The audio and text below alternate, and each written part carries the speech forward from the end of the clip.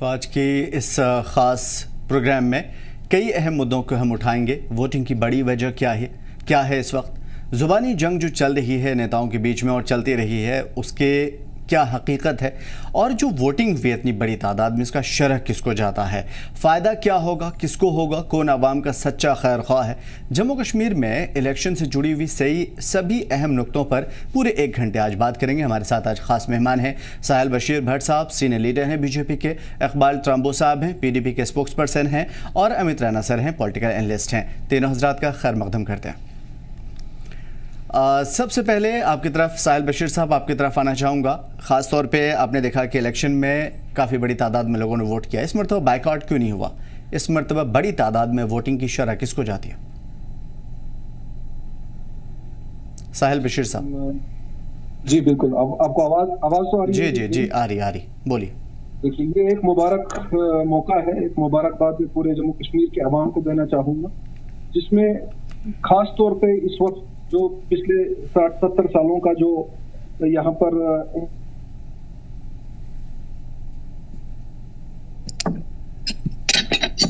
जी साहिल साहब।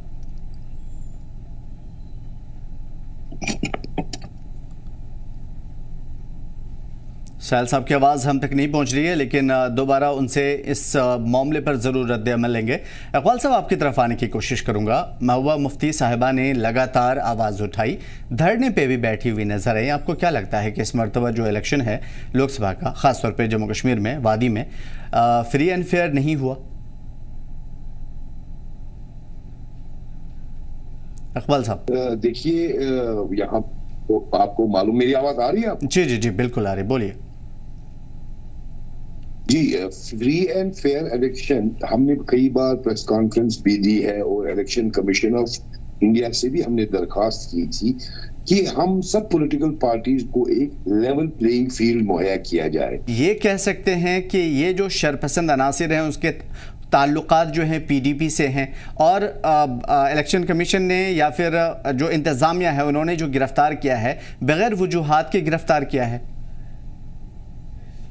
बिल्कुल बगैर, वही तो मैं अर्ज कर रहा हूं, हमारे पॉलिटिकल वर्कर जो मेन स्ट्रीम पॉलिटिकल एक्टिविटीज के साथ ताल्लुक रखते हैं, जो मेन स्ट्रीम पॉलिटिक्स से ताल्लुक रखते हैं, जो हमारी पार्टी के पॉलिटिकल वर्कर्स हैं, वो उनको उठा लिया गया। हमारे जो पोलिंग एजेंट्स हैं उनको उठा, जिनके खिलाफ कोई एफआईआर नहीं था, जिनके खिलाफ कोई ऐसी, और अगर मैंने ये अर्ज क्यों किया, अगर कोई ऐसी वजह भी होती कि कोई जो वर्कर है जिसके खिलाफ कोई एफआईआर हुआ होता, तो जो है वोटिंग के दिन ही उसको क्यों उठा लिया गया? वोटिंग से पहले 10 दिन 8 दिन, वो तो एक नॉर्मल प्रोसेस होता है एडमिनिस्ट्रेशन का। हमारे पॉलिटिकल वर्कर्स जो थे वो सिंपल पॉलिटिकल वर्कर्स थे, मेन स्ट्रीम पॉलिटिक्स से ताल्लुक रखते हैं, किसी और चीज से ताल्लुक नहीं रखते हैं, और बिना वजह उनको जो है हिरासत में ले लिया गया, नाम दिया गया OGW, जो कि गलत है, जो कि सरासर वो आप तस्दीक भी कर सकते हैं, पुलिस से दरियाफ्त कर सकते हैं। हमें मालूम है वो पॉलिटिकल वर्कर्स है, पोलिंग एजेंट्स से, मेन स्ट्रीम पॉलिटिक्स से ताल्लुक रखते हैं।